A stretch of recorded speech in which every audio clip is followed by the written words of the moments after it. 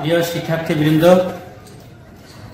আজকে তোমাদের ব্যবসায় শিক্ষা শাখার উৎপাদন ব্যবস্থাপনা চতুর্থ অধ্যায় নিয়ে আলোচনা করা হবে। বিষয় হচ্ছে সামষ্টিক পর্যায়ে উৎপাদন ব্যবস্থাপনা।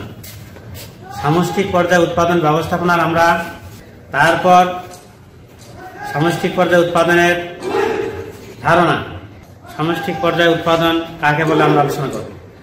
সামষ্টিক পর্যায়ে উৎপাদনের ধারণা একটি দেশের অর্থনৈতিক উন্নয়নে উৎপাদন অত্যন্ত গুরুত্বপূর্ণ অবদান রাখে।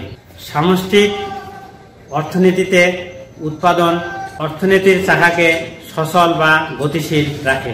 ব্যক্তি প্রতিষ্ঠানের মধ্যে উৎপাদনের গুরুত্ব শুধু সীমাবদ্ধ নয়, সামষ্টিক জাতীয় পর্যায়ে উৎপাদনের গুরুত্ব বহন করে। কোনো দেশের সামষ্টিক পর্যায়ে কোনো দেশ মোট দেশজ উৎপাদন, মোট জাতীয় উৎপাদন, নিট জাতীয় উৎপাদন প্রভৃতি পরিমাপ করা হয়। এই পরিমাপ থেকে আমরা একটি দেশের অর্থনৈতিক অবস্থার হিসাব সম্পর্কে ধারণা নিতে পারি। এখন আমরা আলোচনা করব দেশের অর্থনৈতিক ধারণা। একটি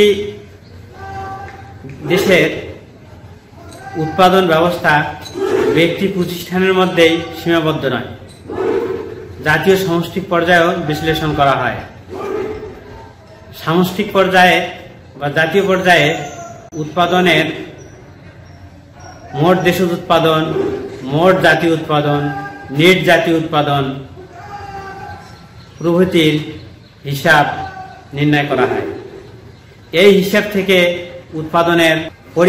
উৎপাদনের দেশের অর্থনৈতিক অবস্থার একটা চিত্র সম্পর্কে আমরা ধারণা নিতে পারি এবং এই ধারণা থেকে আমরা দেশের অর্থনৈতিক হিসাবের মাধ্যমে দেশের জনগণের জীবনযাত্রার মান, ভোগ, সঞ্চয়, বিনিয়োগ প্রভৃতি সম্পর্কে ধারণা নিতে পারি।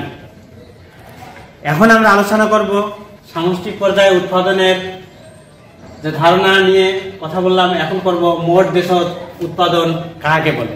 মোট দেশজ উৎপাদন বলতে সারা বছর ধরে দেশের জনগণ অর্থনৈতিক কর্মকাণ্ডের সাথে সম্পৃক্ত এবং এই দেশের জনগণেরাই উৎপাদনের মাধ্যমে পণ্য সেবার সাথে অন্তর্ভুক্ত থাকে। অর্থাৎ একটি দেশের